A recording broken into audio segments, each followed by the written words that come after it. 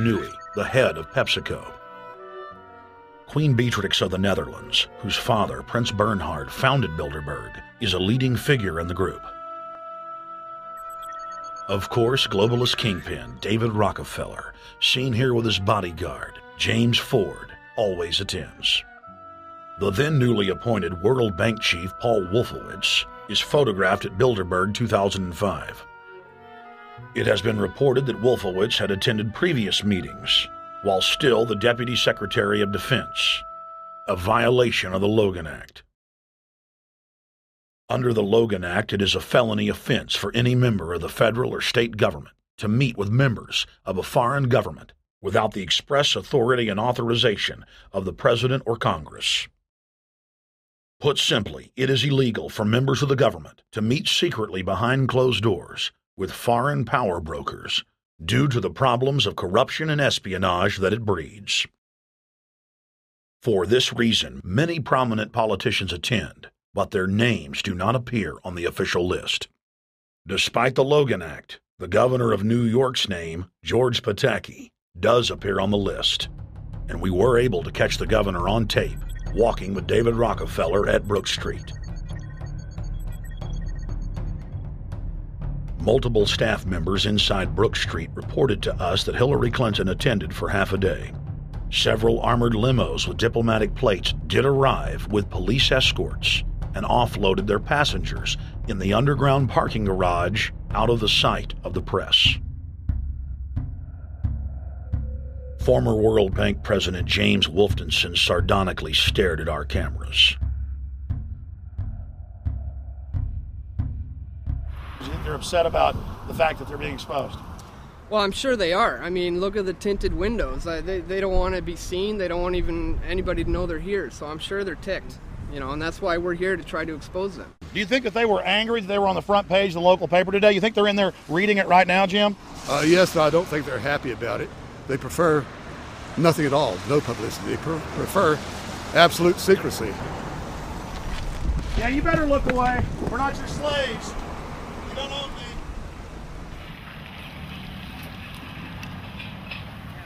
Did you get a list of the attendees and everything, or no? No, I've asked for one under a slight variation of my name, and I don't know if I'll get it or not. Also, it could happen today. For the last 3 years, I get back to the hotel. And there's a copy there waiting for you. Somebody who does not identify himself. I mean, I'm not just not revealing the source. I don't know the source myself. But the facts, because they want the Bilderberg letterhead on it, and makes a nice memento. Perfect. Alex. Yeah. That's Chalabi, eh? You think Chalabi? No, I don't think. I know. It looked like Chalabi. I knew it was a fat guy. Yeah. That was Ahmed Chalabi? Yeah. Oh my God. Then they're really going to attack Iran.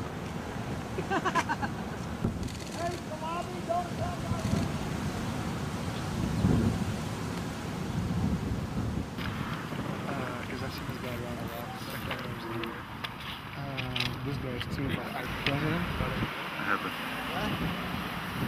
It's S, Scandinavia.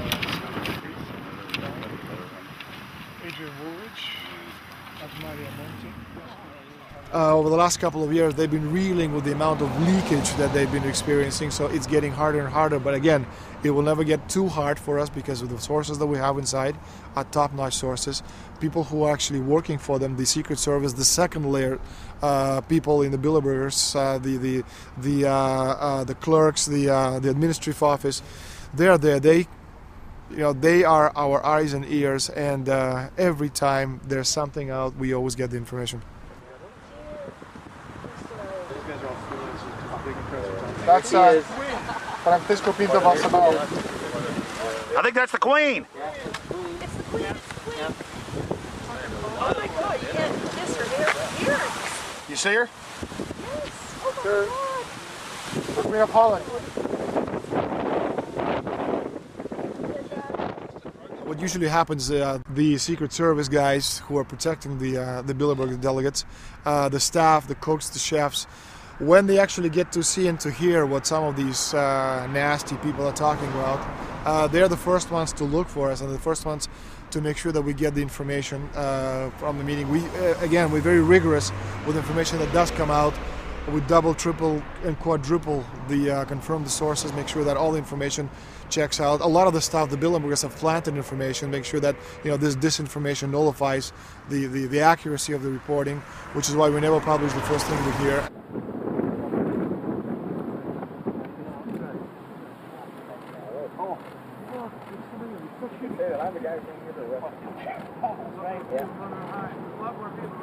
That looks like Rockefeller. The decisions that these people take, again, they're not only decisions affect business community, they affect politics, business, environment, across the entire spectrum. And these decisions are made and taken by a very elite group of people behind closed doors this year at the Brook Street Hotel. We are not privy to these decisions. We're not allowed to know what they're talking about. But we'll definitely feel the consequences of these decisions over the next 12 months when events which apparently by accident seem to happen, in fact, have been planned right here this year at Brook Street Hotel between 8th and 11th of June. What does it do when you get 120 of the most powerful people in the world getting together to have meetings with government officials? I mean, that's amazing. Well, it is what I mean is that they're planning the corporate agenda. They're not planning the democratic human journey agenda, in my opinion.